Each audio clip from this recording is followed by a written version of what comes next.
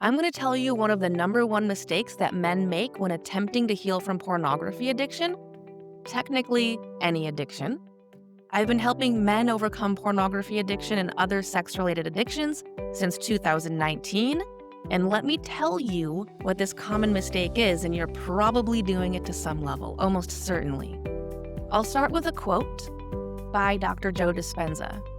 He says, "You can either be defined by a story of the past or a vision of the future. A vision of the future gets us motivated, inspired, excited. So if you are not experiencing that, then you are most likely defining yourself by a painful story or set of stories of the past." Now, these stories that we tell ourselves, it's a lens of perspective that we're wearing about our identity and who we are. And those stories of the past that involve times when someone hurt us or wronged us, that maybe your parents treated you in a certain way, that then you developed these unhealthy patterns and coping mechanisms. The stories they go on, and we all have them. We all have them. But when we're defining ourselves by those painful stories of the past, then we remain limited and in a stress response. We remain limited and in a stress response. Those stories of the past give us limiting beliefs about who we are, what we're capable of, what we can achieve, how we can show up in this world for ourselves and other people. So if you're feeling limited, then you're almost certainly defining yourself by a story of the past. I call this Woe Is Me syndrome, right? Are you living by the Woe Is Me syndrome or the wow, it's me? There's a difference. You will feel it. You'll know instantly. And this is directly going to be where you intentionally use conscious, rational awareness to intentionally place your focus. If you are currently placing your focus on woe is me, then you're going to need to begin to shift your identity. Any addiction recovery, any recovery from trauma or PTSD, anything along these lines requires a shift in your identity. The moment that you leave a limiting belief behind, a limiting story behind, and you replace it with an empowering belief, the moment you do that is the moment you just shifted your identity. And part of this healing journey is identifying all of the places in your identity where you are holding yourself back. The healing journey, recovery journey, it is a shift in your identity and the story you're telling yourself.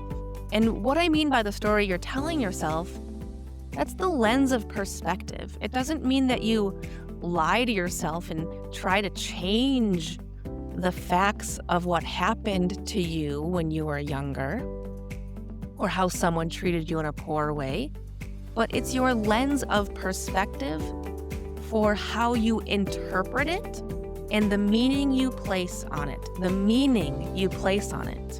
So, for example,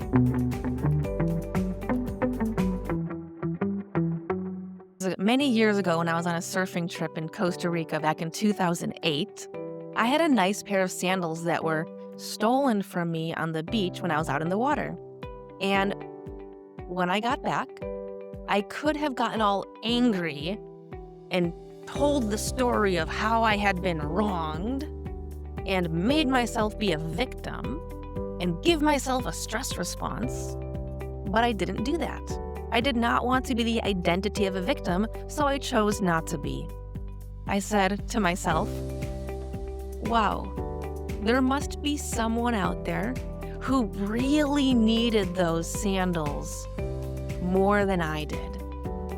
I'm glad they have them. Clearly they needed them more than I did.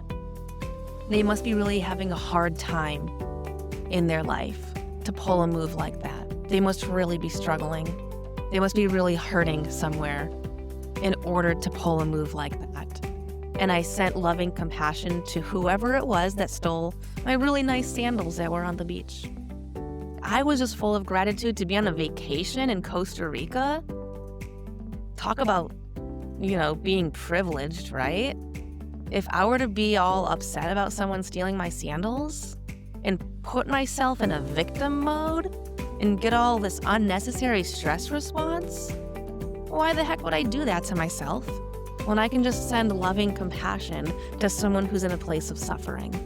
And now I'm filled with the neurochemicals of love and compassion, and guess what? That feels really good. That feels really good. So my lens of perspective gave me a gift in that experience. So there's a couple things going on here. That story I just shared had nothing to do with a vision of the future, right? But it did have to do with the story of the past. So part of this journey is changing and shifting our lens of perspective of a story of the past so that we are no longer experiencing the pain of what happened in the past, but we actually experience things such as gratitude and compassion. Gratitude and or compassion. And then also shifting to a vision of the future. What do you want to create in this life? How do you want to be of service to others?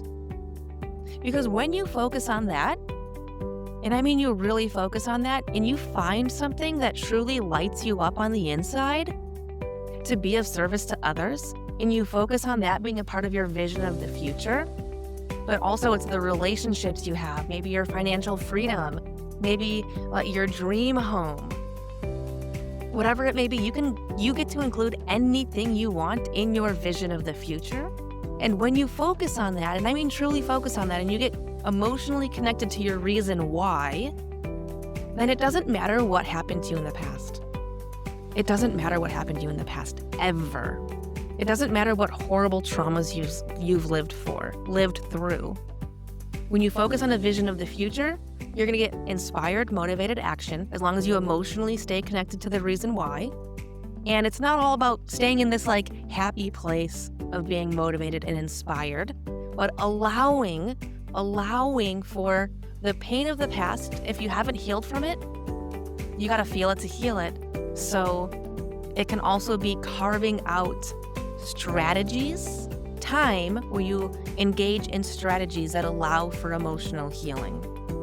So it's a blend of focusing on your future, and then when we heal from our past wounds, that always involves 100% of the time, that involves a perspective shift, changing your lens of perspective so that you're no longer living by the story of being a victim and the emotions that come along with that, because as long as you remain in the emotions of being a victim for whatever your stories are that put you there, it's impossible to heal when in the victim mindset because it gives you the neurochemicals of stress, and you cannot heal from addiction or trauma or PTSD when living by the emotions of stress. It's a neurophysiological non-negotiable, okay? So you can either be defined by a story of the past or a vision of the future. And when you include your story of the past, it must include a change in your lens of perspective so that you have gratitude for receiving that experience and compassion towards whoever may have hurt you, and self-compassion towards yourself for when you were the one who made the self-sabotaging choice.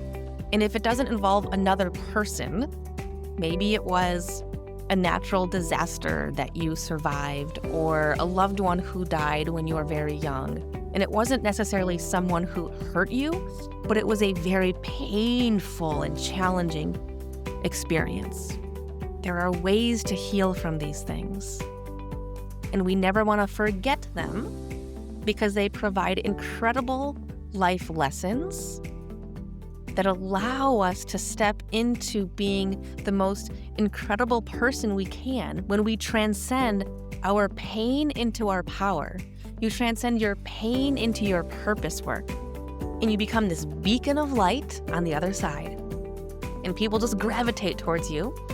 So ultimately, The recovery journey is a shift in your identity by changing your lens of perspective from the painful experiences you've had in the past, and also shifting your focus on to the life you want to create for yourself, a vision of the future. I'm going to cut myself off here, and I'll see you in the next lesson.